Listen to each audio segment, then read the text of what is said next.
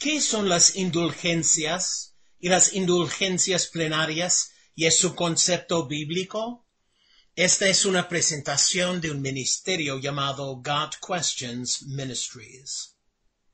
De acuerdo con el Catecismo de la Iglesia Católica, una indulgencia es la remisión ante Dios de la pena temporal correspondiente a pecados que han sido perdonados. Un miembro de la fe cristiana propiamente dispuesto puede obtener una indulgencia bajo condiciones prescritas a través de la Iglesia, la cual, como ministro de la redención, dispensa y aplica con autoridad el tesoro de las satisfacciones de Cristo y los santos. Una indulgencia es parcial si quita parte del castigo temporal por el pecado, o plenaria si quita todo el castigo. Las siguientes definiciones católicas también son muy importantes para entender este punto. Castigo eterno. El castigo por no arrepentirse del pecado mortal, separando al pecador de la comunión con Dios por toda la eternidad. La condenación en el infierno de un pecador no arrepentido. Castigo temporal. La purificación de la insana atadura de las criaturas, la cual es una consecuencia del pecado que perdura aún después de la muerte. Debemos ser purificados, ya sea durante nuestra vida temporal o a través de la oración y una conversión que proviene de una ferviente caridad o después de la muerte en el purgatorio. Purgatorio. Un estado final de purificación después de la muerte y antes de la entrada al cielo para aquellos que murieron en la gracia de Dios, pero que sólo fueron imperfectamente purificados. Una purificación final de la imperfección humana antes de que uno pueda entrar al gozo del cielo. La Iglesia Católica Romana enseña que el pecado tiene una doble consecuencia. Para un miembro de la Iglesia Católica, el cometer un pecado mortal es causa del castigo eterno, incluyendo la separación eterna de Dios y el sufrimiento en el infierno. La Iglesia Católica también enseña que bajo circunstancias normales, aquellos que no han sido bautizados por la Iglesia Católica Romana u otra iglesia que enseñe la regeneración bautismal, también son condenados al infierno, porque la mancha del pecado original permanece sobre sus almas. El pecado venial, menor, en contraste, no causa un castigo eterno, sino un castigo temporal. Las enseñanzas de la Iglesia Católica algunas veces se refieren a estos castigos temporales como impartidos por Dios, siendo estos una manera de purificar a sus hijos, ya sea en esta vida o en el purgatorio. Pero la Iglesia Católica Romana también ve los pecados veniales como creadores de deudas con la justicia de Dios que deben ser expiadas de una manera que es distinta de la expiación de Cristo por el castigo eterno.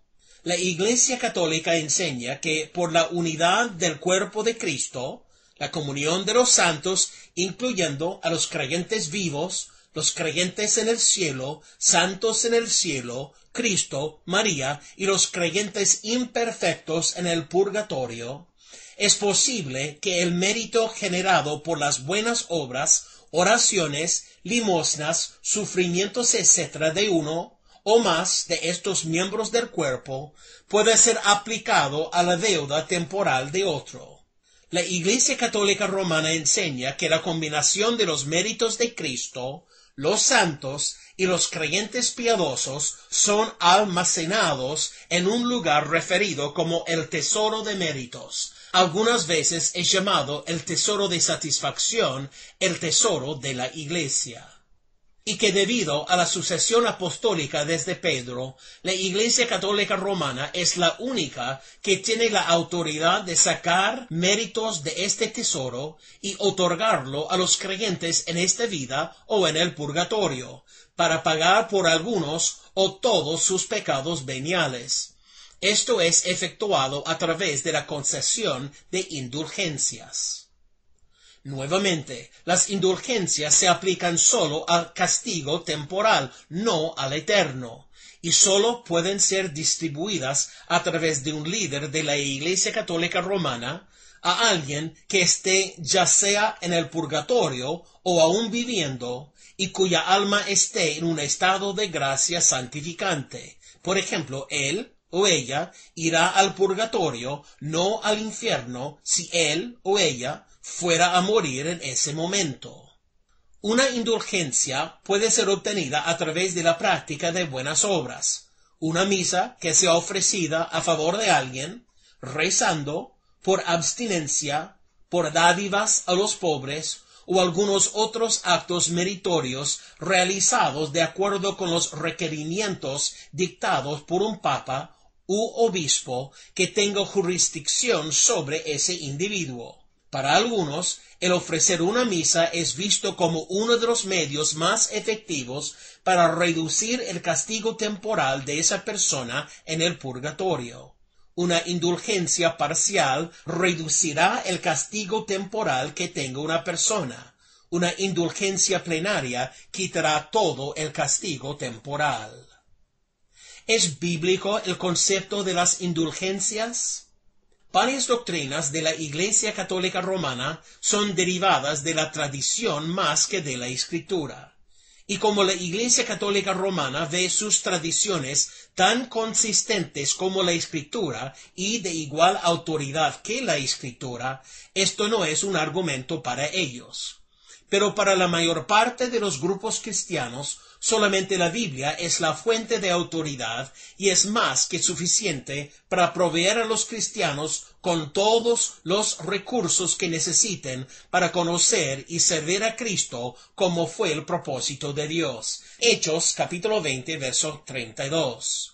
Pero como la Iglesia Católica Romana declara que sus doctrinas no son contradictorias a la Escritura y acepta la Escritura como parte de su autoridad, es apropiado para ambos grupos el preguntar, ¿son bíblicas las indulgencias? Un examen de los pasajes que la Iglesia Católica Romana utiliza como soporte de doctrinas tales como el castigo temporal, la expiación vicaria por creyentes y santos y el purgatorio, ilustra la dependencia de sus tradiciones por sobre y más allá de la Escritura. Otras doctrinas, tales como el tesoro de méritos, el incorruptible e insondable mérito de María, el superabundante mérito de los santos y la existencia de indulgencias, son todas ellas ajenas a la Escritura. ¿Es bíblica la doctrina de las indulgencias? Una interpretación consistente y contextual de las Escrituras no respaldará ni la enseñanza de indulgencias ni las doctrinas desarrolladas a partir de ellas. Indulgencias y purgatorio. La Iglesia Católica Romana cita unos pocos pasajes para un soporte escritural del purgatorio. Adicional a un pasaje del libro apócrifo de Segunda de Macabeos, está 1 Corintios 3, versos 10 a 15, Mateo 5, verso 26 y Mateo 12, verso 32, que también son dados como bases bíblicas. Mateo 5, verso 26 es parte de una parábola sobre el tema del perdón. Mateo 12, verso 32 es aplicable al tema de la blasfemia contra el Espíritu Santo. Ninguno de los pasajes se refiere a lo que pasa después de la muerte, ni ofrece una clara enseñanza de lo que sucede después de la muerte. Es un principio de hermenéutica, el estudio de cómo interpretar correctamente la Escritura, que uno pueda considerar pasajes dudosos que apenas sugieran un punto, como pasajes que se enfoquen sobre ese tema y sean claros acerca de ese punto. Para interpretar estos versos como una enseñanza que hay un lugar de futura expiación y purificación en el purgatorio después de la muerte, vuela en la cara de muchas claras declaraciones en la Biblia de que solo hay dos lugares a los que uno irá después de la muerte. o bien con el Señor en el cielo, 2 Corintios 5, verso 8, Filipenses 1, versos 21 a 23, y 1 Tesalonicenses 4, versos 13 a 18, o ser atormentado en el infierno, Lucas 16, versos 23 y 24, y Apocalipsis capítulo 20, versos 10 a 15. La Biblia no dice que después de la muerte venga una futura purificación, sino dice, y de la manera que está establecido para los hombres, que mueran una sola vez, y después de esto el juicio. Hebreos 9, verso 27. Hay que ver en godquestions.org el artículo sobre qué dice la Biblia acerca del purgatorio para una información más amplia sobre este tema. Indulgencias y penitencia. Los católicos hablan de hacer penitencia por sus pecados. Al final de la confesión con un sacerdote, se le dice al confesado ciertas cosas que deberá hacer, tales como rezar ciertas oraciones, como parte de la penitencia. Parte del propósito de esta penitencia es provocar el regreso a una disposición de alejarse del pecado y regresar a Dios. Pero otro propósito mencionado repetidamente en la literatura católica romana es la de rezar o pagar por los propios pecados. Esto no es lo mismo que hacer una restitución a aquellos que fueron heridos por nuestros pecados, sino más bien involucra el hacer un pago dirigido al castigo temporal que satisfaga la justicia de Dios. El último propósito está estrechamente vinculado a la idea de indulgencias y no es mencionado en la Escritura. La Biblia habla de arrepentimiento, refiriéndose al cambio de mentalidad acerca del pecado propio que resulta en un cambio en el comportamiento. El ministerio y la enseñanza de Juan el Bautista se resume en Lucas 3, versos 3 a 18. Su bautismo era un signo de arrepentimiento. Él les dijo a aquellos que eran bautizados por él que mostraran por sus obras que su arrepentimiento era real. Pero nunca se haga el mensaje de que ustedes deben pagar o expiar sus pecados haciendo alguna obra buena o por abstinencia o por medio de alguna otra cosa. Por este llamado a las buenas obras, Juan esencialmente estaba diciendo, muéstrame por tus obras que tu arrepentimiento es genuino. Hay que ver Santiago capítulo 2, verso 18. Pero nuevamente, la idea de hacer penitencia como una expiación por nuestros pecados o un pago de la deuda temporal a la justicia de Dios jamás es mencionado en la Escritura. Las indulgencias y el tesoro de méritos. La doctrina del tesoro de la Iglesia fue expresada oficialmente por primera vez en 1343 por el Papa Clemente VI. Él describe que este tesoro consiste no sólo de los méritos de la expiación de Cristo, sino también de los méritos o expiaciones de María, la Madre de Dios, y de todos los escogidos, desde el más grande hasta el último de los justos, que contribuyen al crecimiento del tesoro del cual la Iglesia hace retiros para la segura remisión del castigo temporal. La Biblia nunca, ni una sola vez se refiere a algo como el tesoro del mérito, y tampoco se encuentra la idea de que un creyente pueda hacer expiación a favor del pecado de otro. En Romanos 9 y 10, Pablo expresa que si esto fuera posible, él gustosamente estaría dispuesto a ser condenado si eso resultara en la redención de sus hermanos israelitas. Pero eso no es posible, porque Pablo y los otros escritores de la Biblia declaran que para un creyente el juez justo quedó satisfecho cuando Jesucristo se convirtió en la expiación, la propiciación por nuestros pecados, y que aparte de él no hay expiación posible. Isaías 53, verso 6, Romanos 5, versos 10 y 11, 2 Corintios 5, verso 21, 1 de Juan 2, verso 2 y Hebreos 10, versos 1 a 18. Nunca hay ni siquiera una insinuación sobre la idea de una expiación vicaria de los creyentes, ya sean vivos o muertos, por el bien de sus otros hermanos creyentes. La Iglesia Católica Romana puede hacer la distinción entre la expiación por el castigo eterno de la gente y su castigo temporal, pero la idea de que haya algo más aparte de la expiación de Cristo por los pecados del mundo y su correspondiente castigo jamás es encontrado en la Escritura. Jamás se encontrará alguna enseñanza acerca de las superabundantes satisfacciones de los santos o que las oraciones y buenas obras de María sean de verdadero, inmenso, insondable y aún original valor ante Dios. En la Escritura solo está el insondable e infinito valor de la expiación de Cristo. Punto. Indulgencias y castigo temporal.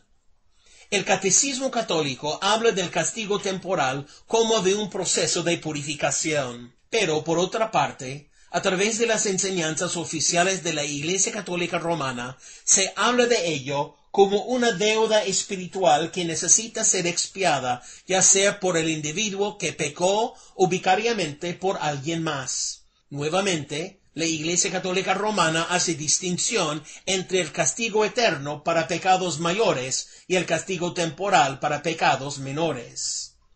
Es claro que la Iglesia Católica Romana enseña que hay una naturaleza legal o forense en el castigo temporal, esto es, que involucra la necesidad de satisfacer la justicia de un juez justo y que si esa justicia no es satisfecha por expiación en esta vida, debe ser expiada en la siguiente vida en el purgatorio. Es ese aspecto forense o pago para satisfacer la justicia lo que es antibíblico.